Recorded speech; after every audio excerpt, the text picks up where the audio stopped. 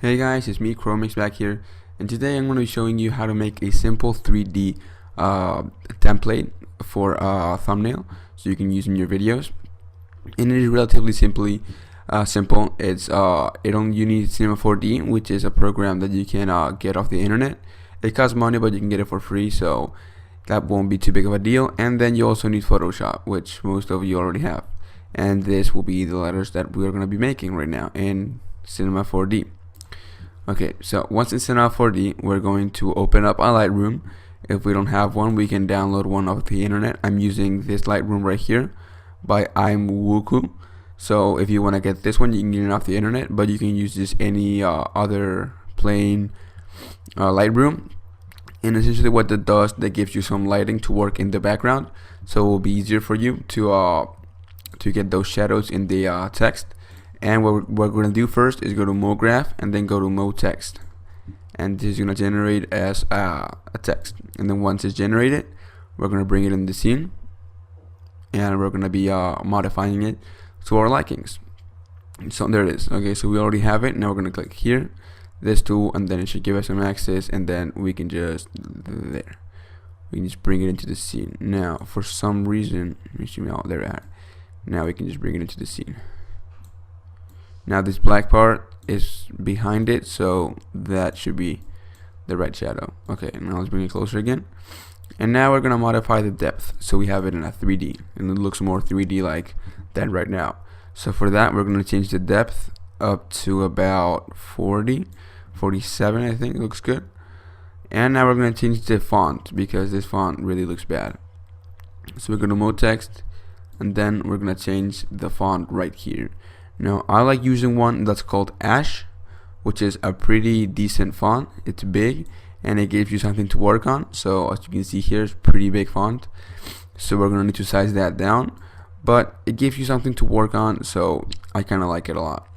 But you can also use other fonts that are big, maybe this one, Agency FB, which comes with your computer pre-installed if you have Windows, or I don't know, this one, Culture, what you can get off the internet, and it's also pretty cool. But as I said before, I want to be sticking to Ash because it's the one that I found to work the best. Okay, now we're going to change this to your name, all capital letters, so that it looks better. And there we are. Once we have our text completed, we just click out of the box and it will come. And let's just drag it back again into the frame here. Okay, so once we have basically the picture set, right, we have all of our 3D text in place. Okay, we can actually manage it. There we are. Okay, bring it back closer to the light. Here we are. That looks just about good. And now we are going to start modifying the letters. So we're going to click on our Mode Text right here, and then we're going to click the letter C on our keyboard. And what that's going to do, that's going to separate each letter into individual letters so that we can split them up separately. So here we go, your and then name. So we're gonna click on this Y right here, and then we're gonna click on the rotation axis here, and we're just gonna simply distort the image, move it around a bit, and make it look like it's not really like the stock font that it comes. It just looks kind of random in a way. So maybe face one up, one down, just simply like this, and then with the bottom as well, and then name, maybe the M that way, get the A looking upwards, the M looking downwards a bit, and then the E just looking outwards as well. Okay, so now that we have this, we have to fix the spacing between the letters. That looks bad, so we're gonna go to the Y, looks pretty decent. Then we're gonna go to the O, which we could kind of bring closer a bit. There we are. Then the U, which is definitely far apart now. Here we are. And then the R, which is also pretty far apart. Now for the name, we just bring this N closer to the A, then bring the M closer to the A, and then bring the E closer right there. Okay, so that should do it. And then we're gonna close this and bring it back a little bit all together because it's way too close to the shadow. And then the stock white color looks pretty decent. It looks like this, if you're wondering. But if you have some other materials like I do, and you want to change up the color, you want to spice it up, you can get one of these colors, which again comes pre-installed with this Lightroom if you download it. But if you don't and you just want to use this white one, it works fine. I love it. Look at it. It looks beautiful. Okay, so once we have this rendered out, I'm just gonna not render it right now so that we can save time.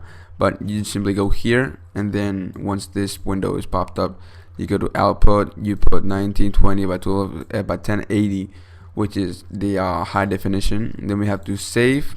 Then we click these three buttons, and we just save it in our desktop to say, you know, to make life easier.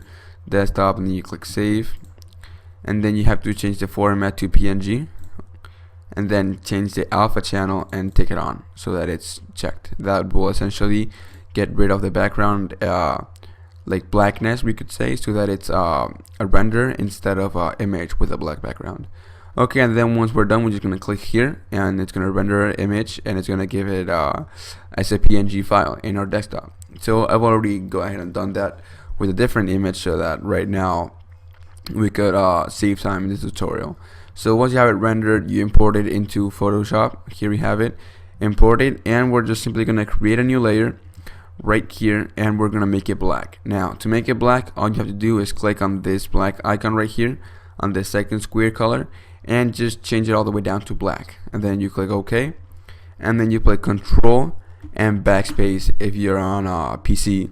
If you're on Mac, I'm not sure what it is, but look it up, or just simply grab the fill bucket right here and just click the black one right here so it's in the front, and just simply click, and you also have it black. Okay, so now that we have this, we have a base layer to work on, which was essentially what the other one was giving us if we didn't take the alpha channel. But it's you'll see later why we need the black background separated from this. Okay, now I'm just gonna grab this white layer and bring it to the top, and we're just gonna add a grunge to the image. Grunge is essentially make for a nice texture on the background. If you don't have one downloaded, you can just go on the internet and look for grunge texture, and essentially you get it. It's right here. Look, grunge texture, that's how you spell it. So if you need it, that's how you write it, and just press OK here and center it out. Okay, so that looks pretty bad right now, but we are going to go ahead and fix it by lowering the opacity down so you can barely see it. That looks pretty decent. And then we're gonna check the grunge texture again, and we're gonna go to filter, blur, and then Gaussian blur, which is gonna give it like a nice blur. And then we're gonna stick around 3 or 4, which essentially is gonna make the best, and we're just simply gonna click OK. Now if you want to add like a game image, let's say you're playing Call of Duty and you want to add like a Call of Duty game image in the background, that's fine. If you are maybe, let's say I don't know, playing League of Legends, you can add a League of Legends image in the background as well, and then blur the whole thing out. Or if it's just you blogging, make an image of you and put it in the background, blur it as well. That can also be an idea. That's really open to you, you know, whatever you like. And then we have the text at the top, which is still separated from the background. Alright, so now what we're gonna do is we're gonna add it some color. Okay, we're gonna add in color that's gonna give the image a little bit more pop than just this black and white image. So for that, we're gonna create a new layer, and then we're gonna go to our brush right here. Then we're gonna check a decently big brush. As you can see, mine is pretty big, and then check the hardness at 0%. Okay, now once this is done, we're gonna get a pretty bright color. For this one, I'll be using yellow because it stands out, and we're just simply going to Control minus on your keyboard, and it will zoom out. If not, you can just go to the zoom tool right here and then zoom out and whatever right here, in and out. But you know, in and out on your keyboard also works, and it's a lot faster. So let's check back here, and then we're just gonna add a little drop right here, like a little corner to the opposite corners. You don't want to add it here as well, because that will look bad and it will look too much. So if you mess up, you can just press Control Alt Z, and it will remove the what you last did. So that's kind of a neat feature that Photoshop has for us. And then once we have this yellow things done, the yellow corners, we can go to here. This is like the blend mode, and we can change it to linear dodge, which is essentially going to make it a bit lighter and a bit more bright. Then we're going to turn down the opacity, not too much, just a little bit, so that you can see that it's an overlay. so you can see the image at the bottom a bit, and that looks about good. And then we're gonna add some more color to the middle because it still looks pretty bad. So we're gonna create a new layer on top of that, so we can change the opacity on this one as well, and maybe take a bit of a brighter yellow or a bit of a darker yellow. I'm gonna take a darker one right now for the sake of the video and just make it right there. Okay, now we're gonna grab this layer number 3 and we're gonna drop it down underneath the text, and then we're just gonna drop its opacity down pretty far down, like 50% I'd say. Yeah, that's just still too much right here. And then we're gonna change the overlay to linear dodge as well, which made it even brighter, so we have to turn it even lower. There we are. And now that we have this, we can now add a bit of accents to the image by maybe adding some orange, let's say, and in a new layer as well, which we have right here, layer 4. We're just gonna add it in top of these two corners right here, the opposite corners as the yellow corners are in, and just drop it in top of all the layers so that it looks in top of these ones. And then we're gonna as well make this a linear dodge and drop the opacity down very far, because you just want it to be barely visible. You don't really want it to be like really standing out from the image, just simply enough so that it comes out of the image. Like that, 25% looks pretty decent. Okay, and essentially you have an image. If you don't like the color of it, you can just maybe grab all of these layers, right click and merge layers. Well, that actually messes up the opacity, but you can grab the 3 layers and then control U. If it was a still image, for example, let's do the this image right here, the corner, you do control U, and then you go to colorize, and then you can change the color of it, and you can make it, let's say, pink, or maybe if you like blue, or if you like yellow like I did, or orange or red. So you can mess with these settings, or even like green. Look at that, green looks pretty decent. You can mess with that, and mess with this as well, or mess with the text, which you can even rotate as well, which control T to rotate the text, and then like rotate it like this, and that looks pretty good for a thumbnail. Now this is like the 3D, between quotation 3D font for this. So in another video I'll be showing you how to make other type of thumbnails, maybe 2D thumbnails, which I personally like more. But if you like this, that's great. And the bad side to it, I guess you could say, is that it takes a very long time to render the image, so that's a bummer. But apart from that, it's a great image that you can use in your videos. Maybe if you have a series, you can add a number to it, a numeric number at the bottom, like right here, let's say, or up there you can even add a number. But if you want to take it that far, you might as well add a CC on top of it too, to make like the blend mode look better. I'm gonna try and make one here right now, maybe a new layer 5. This is like a really quick, really bad one. And then we're gonna control backspace again. Oh, messed up. Control backspace again to make it black.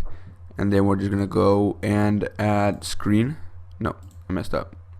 Let me just cycle through here with the bottom and top keys. You can cycle through until you find one like this one, for example. Okay, so look at this. That looks pretty decent. Now it looks too bright, I would say. I mean too dark. So you can just drop it down and make it look decent, and then boom, there you go. And then you have the before and after, which gives it a bit more shadow, maybe too much shadow, so you can turn on the fill, and that looks pretty good. So if you guys enjoyed the video, please like. I'm starting out, so if you, like really helps.